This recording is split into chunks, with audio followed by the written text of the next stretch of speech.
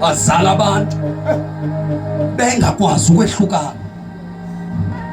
Lento yokungakwazi ukwehlukana, lento yokungakwazi ukucela uxolo, impakamo eyoyisa uSathane ezulwini. Wafika wazozenzela igama emhlabeni. Yo lento noba ufika ezinkonzweni, ufika kukhona utata othile obekwe kwibhene ethile, macala omabili esisithixo salapha ekhaya, esuse uYesu kwahlala yena esihlalweni, egonene nomama wakho neruje ebomvu, elengisa amacici amakhulu engakholwa ebonakala.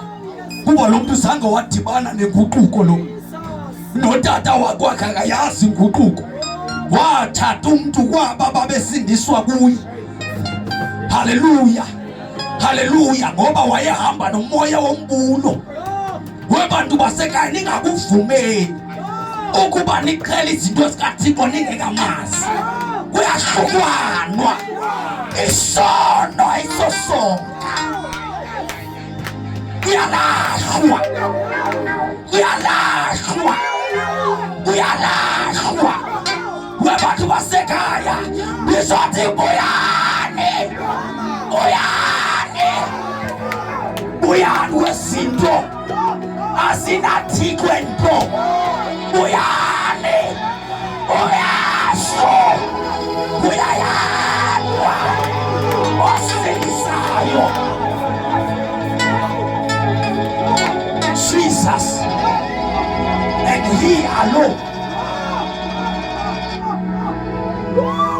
Amandla ethu siwathola esiphambanweni.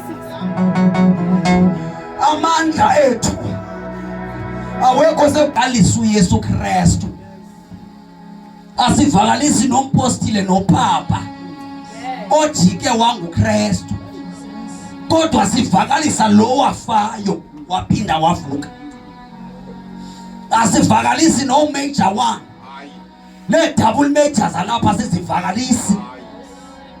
Haleluya, ngoba banamandla okutyisa ubomi.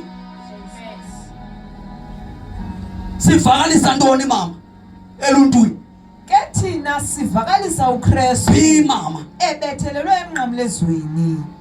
Into ke leyo esisikhubekiso, isisikhubekiso lento sishumayelayo nebubudenge kuma. By the way, sishumayela isisikhubekiso ibubudenge njalo. Singathi sinqwathi-nqwathi, ngathi sinqwathi-nqwathi. Xa sithi asikwazi ukumkhonza uThixo silihlabathi, siqale sihlukane nezinto zezwe ukuze simkhonze kahle uThixo. Asithi ngaphandle silihlabathi kodwa sithi ugcwele ngaphakathi. Ibubudenge eyakudala lento sishumayelayo, kodwa siyayishumayela. Kuyaguqukwa, kuyalahlwa, kuyashiywa, kuyahlanjululwa. kuYesu lowo abantu abanethemba lezulu bazenza nyulu, bazenza nyulu, bazingcwalisa bona.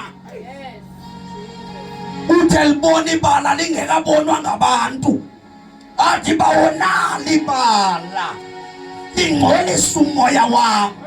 Andikwazi ukuya emayikhindi nebala. kuYesu lowo into ebubudenge, into esisikhubekiso. Kodwa jongani bangcwele, siyamthanda. Into eyenziwa siyishumayele sikhomandwe ngayo, kodwa masinike yona, masigcine yona, masishumayele yona. Uba sishumayela yona ebantwini abayithathileyo bayamkela bazayofika ezulwini, kodwa abayidebeseleyo bayamkela.